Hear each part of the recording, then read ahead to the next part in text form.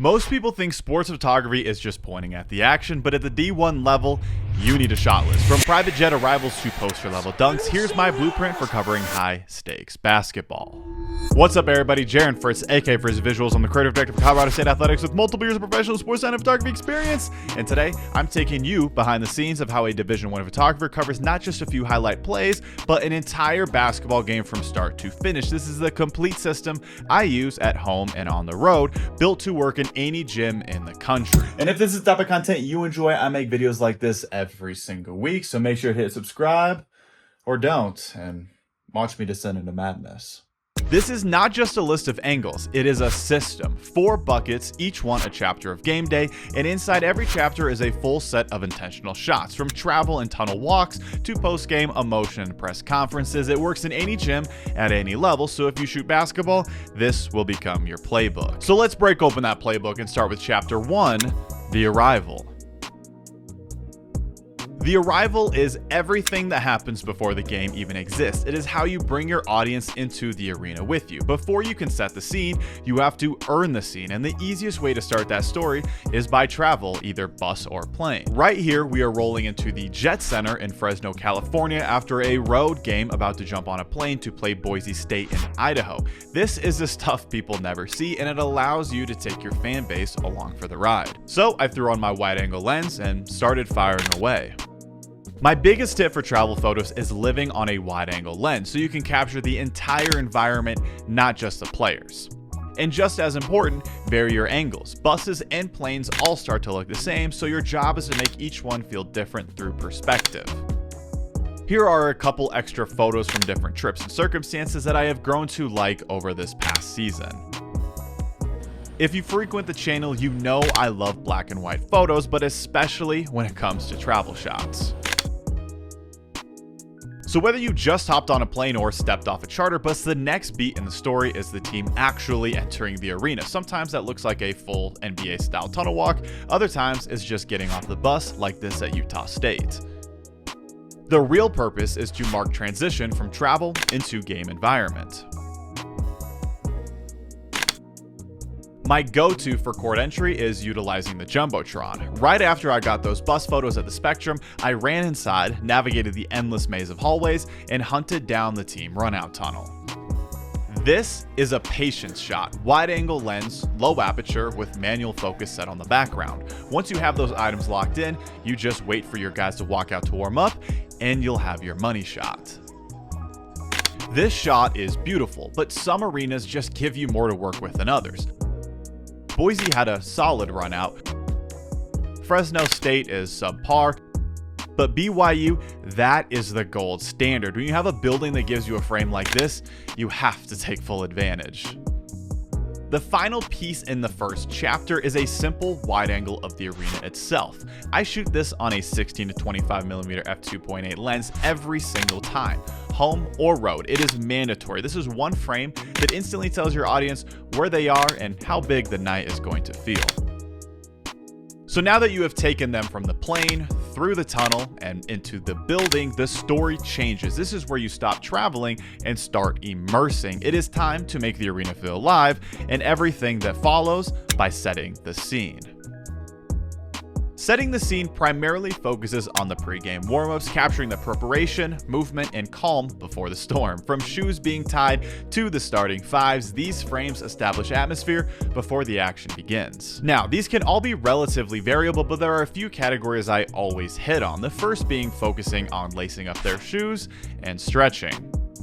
There is no clearer signal that a game is about to begin than a player tying their shoes. It is simple, it is familiar, and it is powerful. Dropping this early in your gallery instantly tells your audience everything they need to know. The prep is done, it is time to compete. Stretching is a similar idea, just a different flavor. My shots from Orange Out last year are a perfect example. Shooting low and from behind lets you set the scene while staying intimate. Catching guys resting mid-stretch, locked in and focused is always a good moment. And you can never go wrong with a sweaty portrait in the middle of it. The next layer of setting the scene is tapping into routine. This is where you catch guys in their rhythm, either shooting or warming up with some ball handling. These are the most repeatable moments in basketball, and that is to your advantage. They are happening everywhere all the time, so go wide to show the stadium, go tight to show their emotion, change levels, change sides, and see how much story you can squeeze out of that same motion. Now, the most crucial part of warm-ups for all 15 guys is pre-game bounce. As a proud member of the Dunk Everything in Warm-ups committee, come on, you already know that's me. I make it a point to get every guy at least one moment that makes him feel like that dude before tip-off. You can go about capturing this with a wide angle under the rim, or if all you have at your disposal is the white mamba, positioning yourself in the deep three-point corner has given me some great results. This never leaves my shot list ever, because whether you are the best player on the floor or the last guy on the bench, everyone gets a moment to fly. And if you really want to get a little freaky with it, throw on a starburst filter from PrismLens FX to add a whole other dynamic. Just make sure to use code FRIZZY for 15% off. Now that you have given the boys their new IG profile pics with their head above the rim, it is time to bring it all home by capturing the starting lineups. This is the final breath before chaos, the last moment before game action begins, and it is a perfect chance to capture frames that not only look good, but actually push the story forward. There are a few go-to spots I live in for this moment. The first is posted up directly behind the end guy with a wide-angle lens. You get a good view of some faces and the ability to capture full body. Another killer angle is posting up directly behind the players as they come out. It is the inverse of the first shot, and it instantly adds variety to your gallery. You took them from the road, through the tunnel, onto the floor, and into warm-ups. We built anticipation and loaded up the moment. So after the starting five is announced, the story stops setting up and is ready for the main event. We have finally gotten to game time.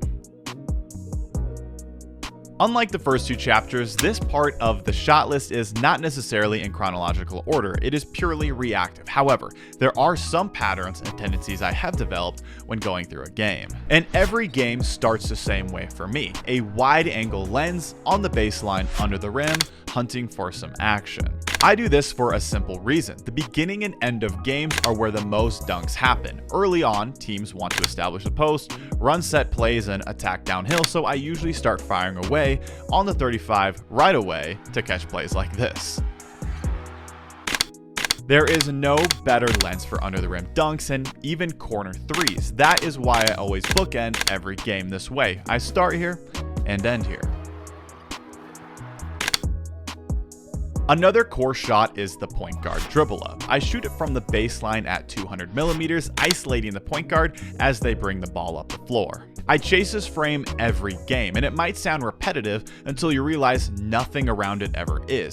New building, new crowd, new defender, there are infinite stories to be told, which is the power of a repeatable moment done right.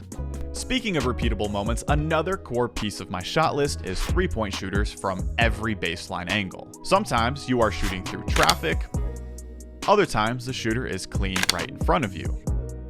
Either way, threes are flying in today's game, so KYP, know your personnel. That way when the ball swings, you are already whipping the camera and ready for it. Some of the most overlooked assets in a full season come down to getting pictures of coaches. It always happens the same way. A poster is due, a graphic is needed, a promo goes live, and suddenly you realize you spent an entire season and only captured 3 usable frames of the person who's leading your program.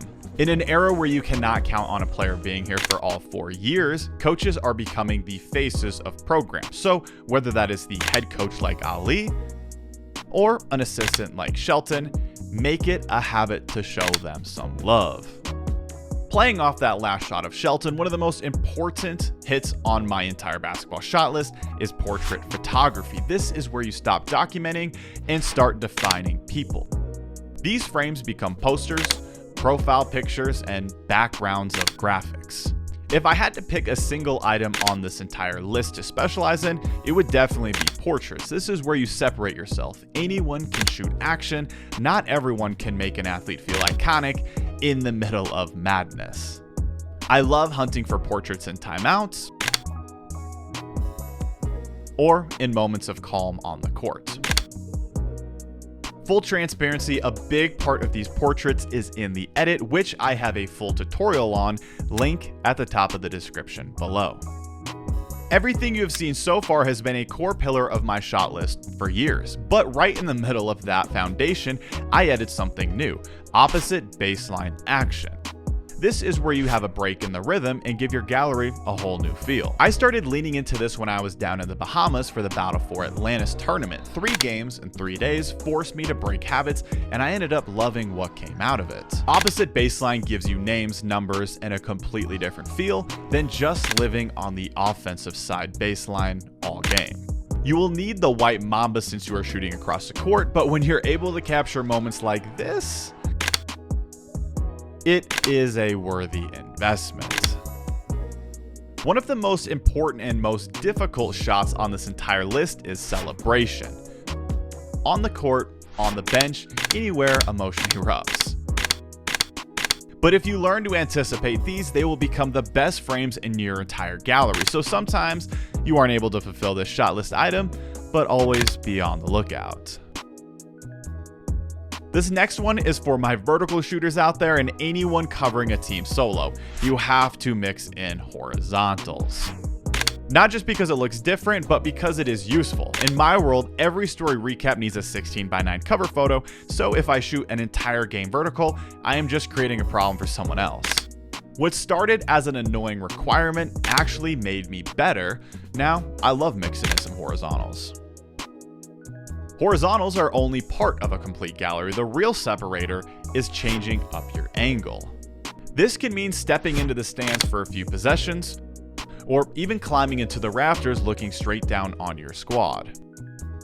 Fans crave angles they cannot access. It is why baseline shots feel so powerful. But when you flip that and show them the game from above or their own seat, you stop showing what happened and start showing how it felt to be there. After you hit all the big moments, one of the most overlooked skills is hunting details. These live inside everything you're already shooting. You find them while moving between plays and catching opportune shadows. The goal is to slow down just enough to spot one-offs, the quiet moments or small things no one else is looking at.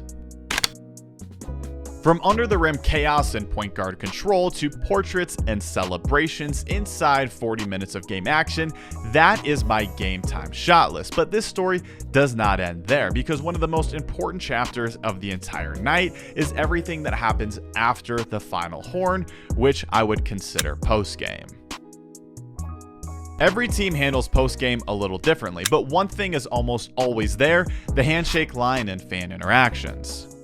These interactions create authentic fan moments and celebration frames, from quiet exchanges to players being surrounded after a win. Every program structures postgame differently, but there is always a pocket to operate in. Find it and own it. This next shot depends on access, but locker room coverage is one of the most powerful moments of the entire system.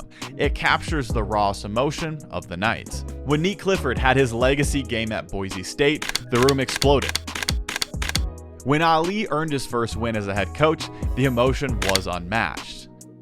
These are not just wins, these are career moments.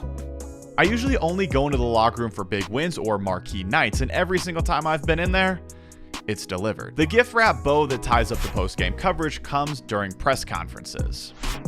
At the D1 level, there is always a press conference that follows the conclusion of every game. But no matter the level, any moment that looks like media matters. Radio,